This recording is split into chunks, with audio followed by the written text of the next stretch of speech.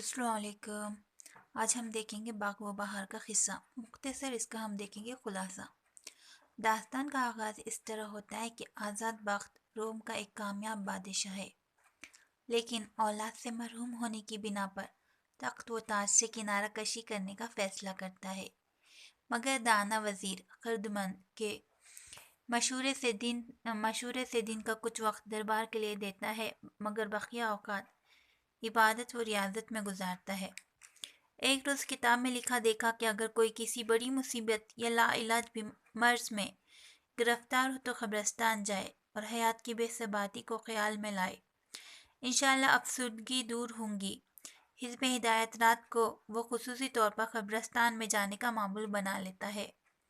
ایک دفعہ رات کی تاریکی میں وہاں چاروں درویشوں کو اس نے اپنے ہی خیالوں میں غرق بیٹھے ہوئے دیکھا، جن کے سامنے چراغ ٹمٹما رہا تھا۔ یہ درویش ایک ایک کر کے اپنی سرگزشت سناتے ہیں۔ آزاد بخت دور سے ان کی سرگزشت سنتا ہے۔ ان چاروں درویشوں کی کہانی تقریباً ایک ہی جیسی ہے، یعنی یہ تمام عشق کے مارے ہوئے ہے۔ یہ چاروں درویش جنگلوں، بیابانوں، وادیوں، شہروں اور ملکوں کی خاک چھانتے، دریاؤں کو عبور کرتے، دیووں اور جنوں سے کہیں نپٹتے اور کہیں مدد حاصل کرتے، مختلف حادثات سے گزرتے، گرتے پڑتے اپنی مرادوں میں ناکام ہو کر بالآخر اس گورستان میں اتفاق سے جمع ہو گئے۔ ان درویشوں کی کہانی انجام کو پہنچی ہی تھی کہ آزاد بخت بادشاہ کو خبر دی جاتی ہے کہ حضور والا کے لڑکا پیدا ہوا ہے اور نام بختیار رکھا گیا ہے، لیکن جنوں کے بادشاہ ملک شہپال کو یہ خوبصورت بچہ پسند آ جاتا ہے، چنانچہ بختیار کو کاہے بکاہے اس کے پاس لے جایا جاتا ہے۔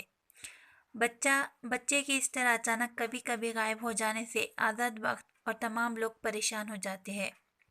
ایک دن ملک شہپال آزاد بخت اور چار درویشوں کو اپنے پاس بلاتا ہے۔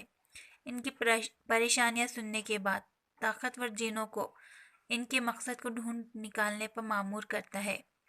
اس طرح سبھی یعنی کہ چار درویش اور بادشاہ آزاد بخت اپنے اپنے مقصد میں کامیاب ہو جاتے ہیں اور تمام لوگوں کی بقیہ زندگی ہنسی خوشی گزرتی ہے۔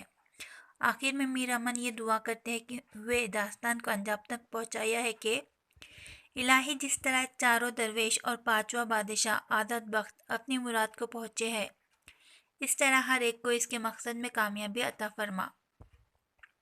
پھر میر امن نے ایک مقام پر وزیر دادی کی زبان سے تشفی بخش اور دل آسانہ الفاظ کہلوائے ہیں: اماں جان، تقدیر سے لڑا نہیں جاتا، جاننا چاہیے انسان بلائے ناگہانی میں صبر کرے اور امیدوار الہی کار ہے، وہ کریم ہے، مشکل کسوں کی اٹکی نہیں رکھتا، رونا دھونا خوب نہیں بلکہ جہاں پناہ کے حق میں دعا کرو، ہم اس کے خانہ زاد ہے، وہ ہمارا خداوند ہے، وہی غضب کرتا ہے، وہی مہربان ہوگا۔